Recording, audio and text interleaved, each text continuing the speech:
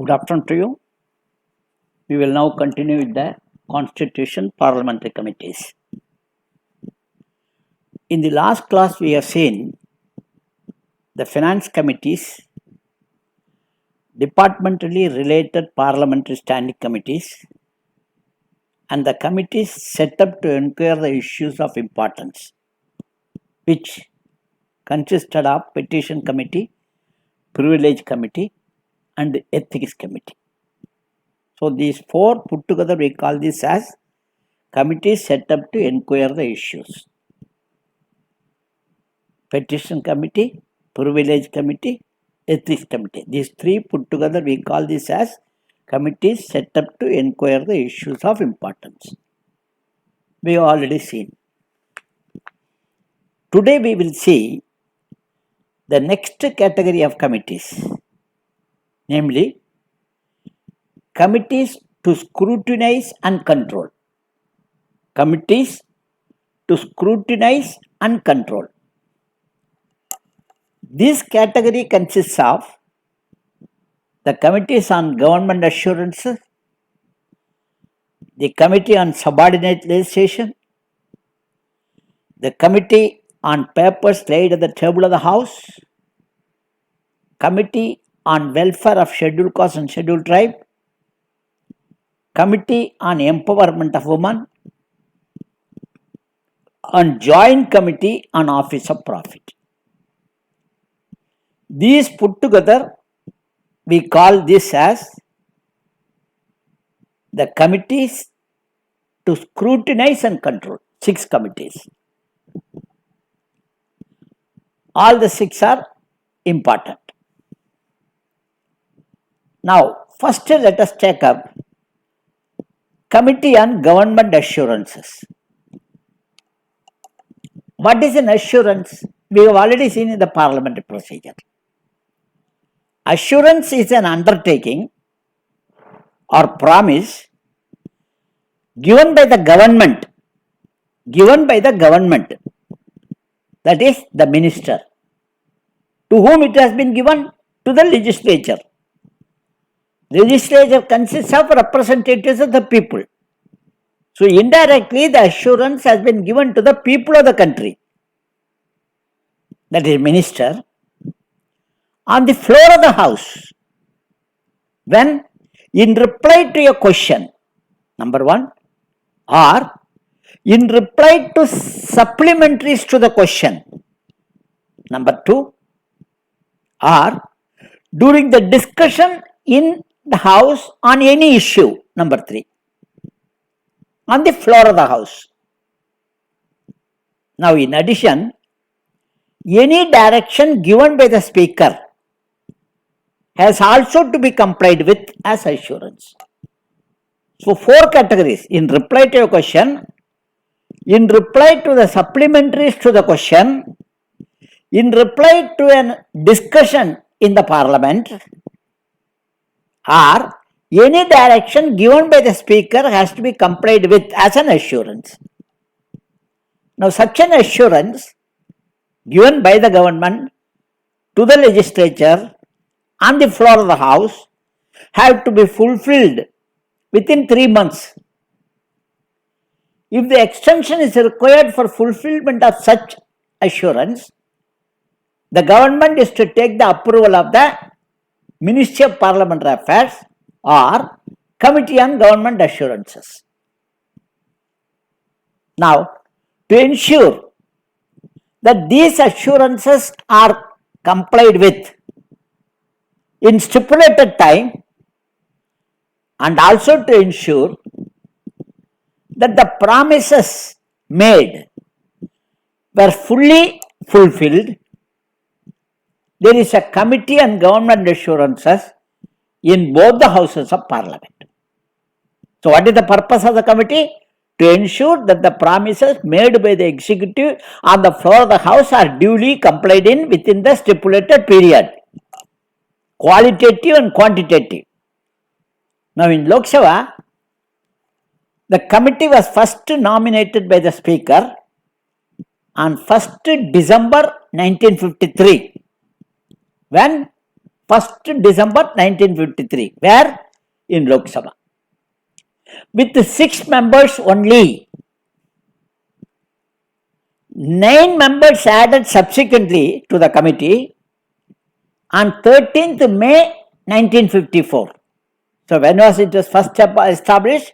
1st December 1953, only 6 members, and subsequently 9 added on 13th May 1954. In the life of first Lok Sabha, the committee was reconstituted twice. Thereafter, 21st May 1955 and 13th June 1956. Since then, the committee has been reconstituted with 15 members in the committee. So, what is the total number of members? 15. In Lok Sabha, remember there are separate committees for Lok Sabha and Rajya Sabha. Now we are talking only about the Lok Sabha. What is the term of the committee? 1 year. Most important, minister cannot be the member of the committee. Minister cannot be the member of the committee. Why? After all, the assurance is on the basis of the assurance given by the minister. So naturally, minister cannot be the member. Now in Rajya Sabha, the Committee on Government Assurances was first constituted on 1st July 1972. Remember when it was constituted? 1st July 1972. The committee has only 10 members nominated by Chairman Rajya Sabha. The term is 1 year. Minister cannot be the member of the committee. Please understand that the composition of the committee in Lok Sabha and Rajya Sabha is different. Here it is only 10, whereas in Lok Sabha it is 15. Now we are coming to the Committee on Subordinate Legislation. First, going through the committee, we should know what is subordinate legislation. Subordinate legislation, it is also called delegated legislation. Delegated legislation. Kindly understand, it is important both from the constitution point of view and parliament point of view. You know, the primary duty of the parliament is to make law. And the executive is to implement law. The law is expected to contain minute details of the provisions and procedure, which are too technical in nature for the members of parliament to appreciate and understand. So, while the parliament will lay down the broad principles in a legislative measure, it would leave it to the executive to frame the formal and procedural details about the measure in the form of rules. So, remember, very simple, delegated legislation or subordinate legislation is defined as the rules of the law made under the authority of law. Even though such laws are required to be made by the legislature delegates its powers to other authorities. Such a statute is known as Enabling Act. Delegated legislation exists in the form of rules, in the form of regulations, in the form of bylaws. So, the legislative powers are delegated, so-called delegated legislation. The rules are subordinate to the legislation, so it is called subordinate legislation. Kindly understand. Now, there is abnormal growth in the delegated legislation. How? Because pressure on parliament, one reason. Why? There are number of laws. You just go to the website of parliament, Find out every time 10 bills are introduced, 10 bills are discussed, 5 bills become an act. So for all these act, the rules will be made. Technically, the rules are also required to be made by the parliament. Where is the time for the parliament? It is not the only job. Even though that is the main job, rule making, law making is the main job, but it has other job also. Executive control, financial control, judicial control, all the things are there. So, the time is too short, number one. Then secondly, technicality of the subject. The subjects are too technical, it is not easily understandable. Thirdly, it provides an opportunity for experimentation. Suppose whether the law may be defective, in a hurry it might have been made. So when you implement the law through the rules, then we will come to know there is some lacuna in the law. So we can rectify.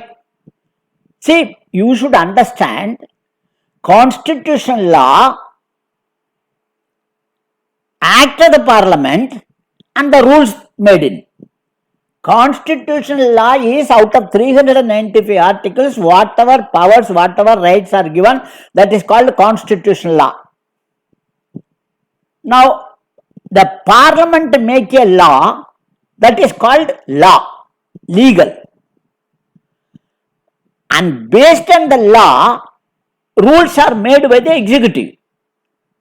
So remember, if the constitution is to be amended, of these 395 articles are to be amended, then you have to follow what is the procedure? Article 368.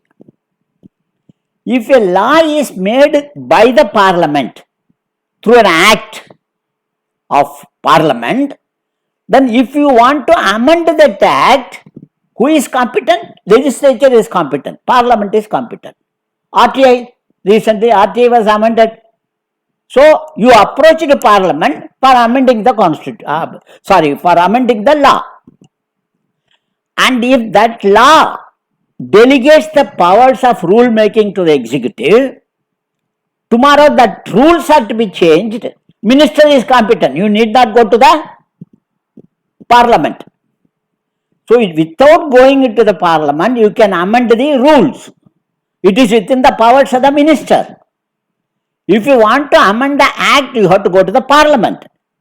If you want to go to the amend the constitution, you have to go to the parliament and adopt a special procedure given in Article 368 for amending the constitution. This is the difference between the three. Suppose I give an example, very simple example. A party has come into the power with the 3/4 majority. With 3/4, like a Rajiv Gandhi period or a Mrs. Gandhi period, you have got 3/4 majority. You find this CAG or election commission is not hearing you. You want to dilute their powers. What you can do? You amend the constitution. You have got the majority.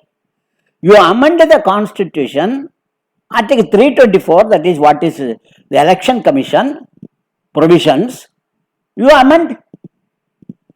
You say that as prescribed by parliament, their tenure 6 years and 6, no. You say as prescribed by the parliament by law, you amended. Then come to the parliament. You say as prescribed by the government by rules, enabling act. Now it is diluted.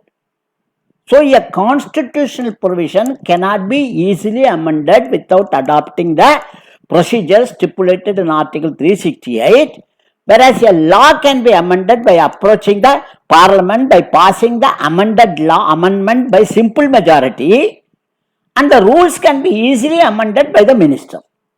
These are the three differences between the constitutional law and law, that is as a result of the act of the parliament, and rules. This is the difference between the three. Now, the rules so made should be in conformity with the principles of the law. Please understand that rule is recognized in the Constitution itself. Yes, the Constitution recognizes the subordinate legislation or delegated legislation, that is rules also. How? Because you kindly go through Article 13. What Article 13 the judicial review says? The state shall not make any law which takes away or abridges any of the rights conferred in Part 3 of the Constitution. If any law is made taking away or abridging any of the rights conferred in Part 3 of the Constitution, that law to the extent of repugnancy is null and void. Now see, the definition law, the term law used in Article 13 includes, remember, includes ordinance, act, regulation, rules, orders, instructions, bylaw, customs, usage, etc. So, the term law includes rules also. In other words, the executive cannot make any rule or regulation or bylaw in contravention of the constitutional provisions. Now, there are three methods to control the misuse of delegated legislation by officialdom. What are the three methods? Number one is parliamentary control. Number two is judicial control. Number three is public control. Under parliamentary control, the control is exercised when the power is delegated by the parliament to the subordinate authorities.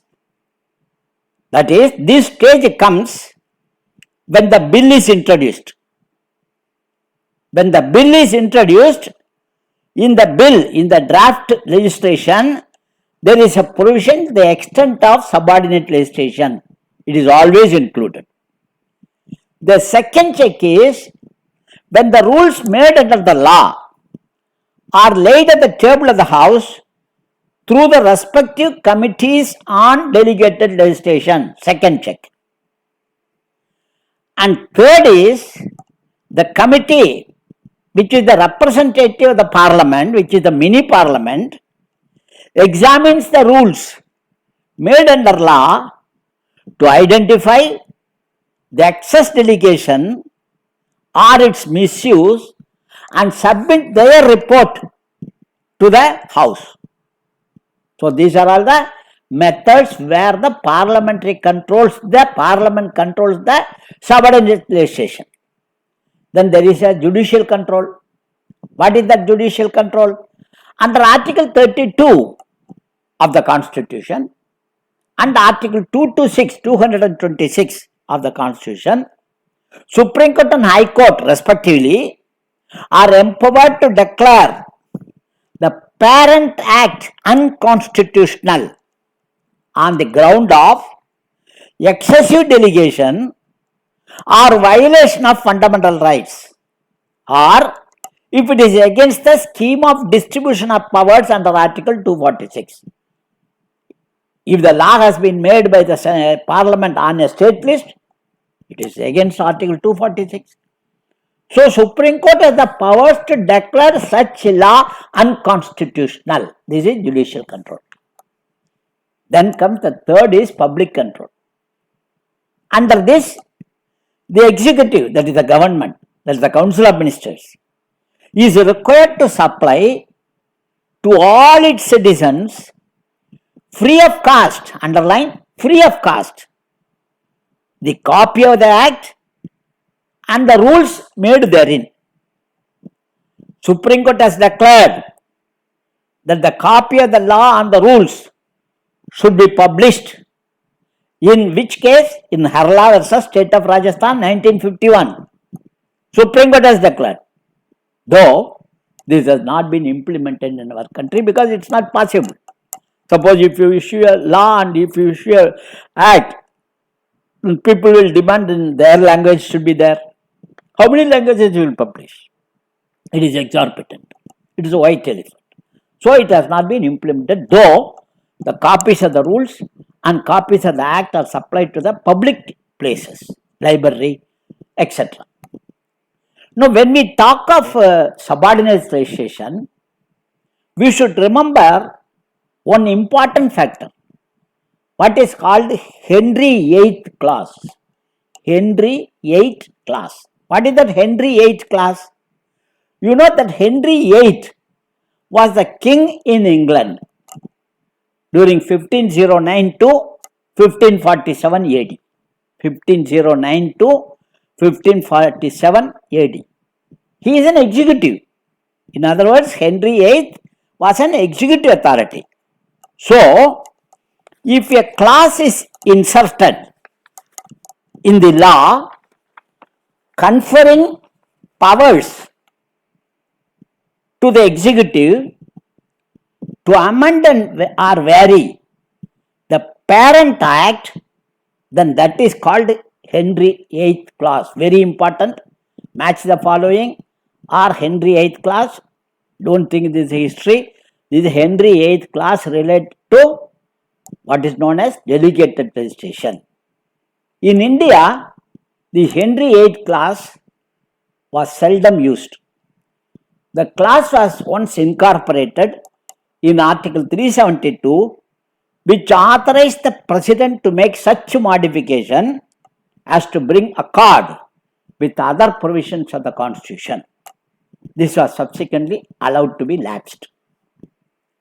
In nutshell, it is necessary for the legislature to ensure that the executive does not exceed the authority delegated to it through delegated legislation or subordinate legislation. For this purpose, each House of Parliament has set up a committee on subordinate legislation. In Lok Sabha, underline, now we are coming to the crux. In Lok Sabha, the first committee on subordinate legislation was constituted on 1st December 1953. When? 1st December 1953. Where? In Lok Sabha. Consisting of 10 members. Only how many members? 10 members. When? 1st December 1953. Where? In Lok Sabha. However, the strength of the committee was raised to 15. To 15. 15. When? On January 1954. 9th January 1954. The term of the committee, 1 year from the date of appointment. Minister cannot be a member, obviously. In Rajya Sabha, this committee was first constituted on 30th September 1964. When? 30th September 1964. By whom? By Chairman Rajya Sabha. The committee has 15 members. 15 members, though at par, nominated by Chairman Rajya Sabha. The committee holds office until a new committee is nominated. The quorum is 5. The chairman of the committee is appointed by Chairman Rajya Sabha among its members. If Deputy Chairman Rajya Sabha is a member of the committee, he will become the chairman of the committee. The committee chairman cannot vote in the first instance, but in case of tie, he can exercise what is known as casting vote. If the committee chairman is unable to act, the chairman Rajya Sabha appoints another member as committee chairman in his place. Similarly, if the committee chairman is absent from the meeting, the committee can choose another member to act as chairman. So with this, we have ended the both Committee on Government Assurance and Committee on Subordinate Legislation. The subordinate legislation is important and it can be a full-fledged question also, because now the growth of subordinate legislation is too much, and Henry VIII clause, kindly remember, very important from the PT point of view. Thank you. We will continue in the next class. Thank you.